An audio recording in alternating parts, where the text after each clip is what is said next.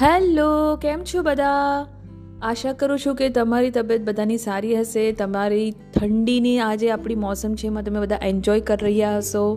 અને આ થોડું આજે ગુજરાતીમાં સ્ટાર્ટ કરવાની વિચાર્યું છે, કેમ કે આ ચેનલ પર મને બધી લેંગ્વેજ જે મને આવડે છે એનો હું થોડું ઉપયોગ કરવાની છું. I think everybody can understand at least this much of Gujarati.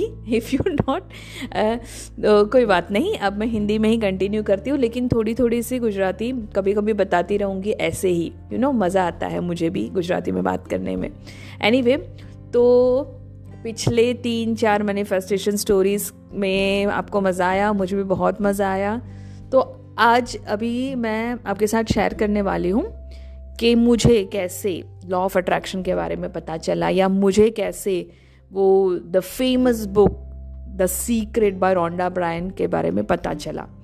तो बात ऐसी है कि जब मैं जॉब कर रही थी एज एन असिस्टेंट प्रोफेसर, तो पूरे दिन हम सुबह से 8 से रात के 6 बजे तक तो पूरा जॉब के अंदर हम बिज़ी रहते थे.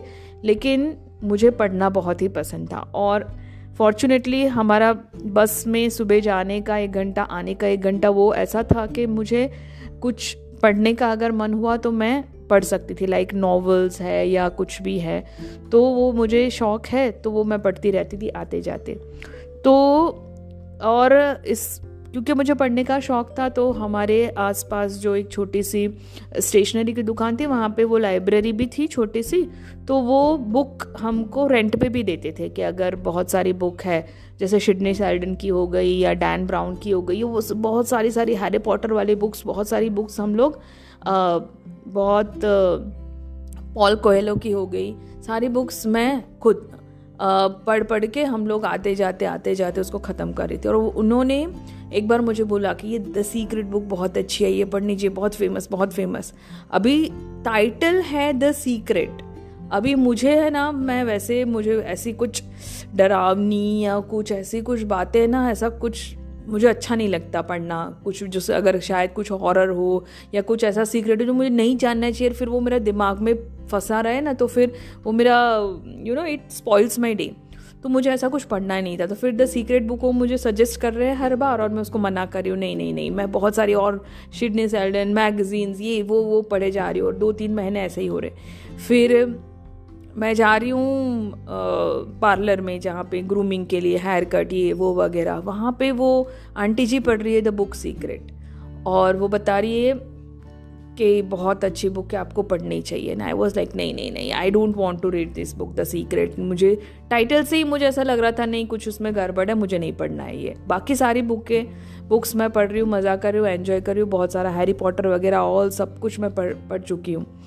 फिर एक दिन हमारे घर पे मेरे पापा के फ्रेंड आते हैं, और हम लोग बात कर रहे होते हैं, और वो मुझे सजेस्ट करते होते हैं यू शुड रीड सीक्रेट. अब मुझे ऐसा स्ट्राइक हो रहा है, क्या हो रहा है, बार द सीक्रेट बुक मेरे सामने क्यों आ रही है. वो अंकल सजेस्ट कर रहे हैं, मेरे लाइब्रेरी वाले, वो मैडम सजेस्ट कर रही है, मेरी ब्यूटी पार्लर वाले, क्या हो रहा है यार. और फिर ऐसा लगता है कि नहीं, अभी मुझे कुछ तो सिग्नल मिल रहा है हर जगह से, तो मुझे पढ़नी चाहिए वो बुक. तो मैं 2-3 दिन में जाके वो बुक खरीद लेती हूँ सेकेंड हैंड में, और then I started reading it.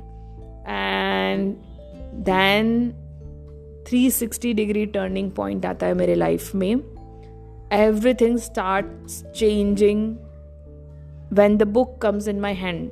मतलब द सीक्रेट बुक मेरे हाथ में आते ही उसमें जो लिखा हुआ पढ़ने के बाद, उसको लाइफ में अप्लाई करने का शुरू करने के बाद, आई थिंक इट इज़ दिसंबर 2010.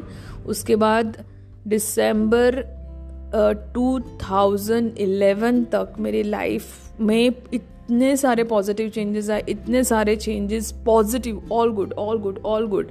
मतलब मेरे प्रमोशन से लेके कुछ मुझे जो सीखना था, कुछ मुझे जो और मज़े करने थे, आई वॉज डूइंग एवरीथिंग.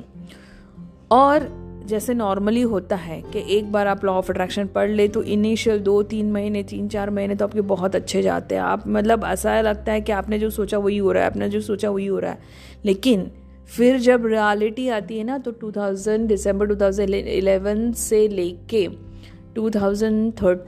दिसंबर 2013 तक बहुत ही उतार चढ़ाव मेरे लाइफ में आए, और वो अच्छे भी रहे, बुरे भी रहे, अच्छे भी रहे, बुरे भी रहे। लेकिन हाँ, एक चीज़ मैंने जो द सीक्रेट बुक में से सीखी थी वो कभी नहीं छोड़ी, और वो थी ग्रैटिट्यूड।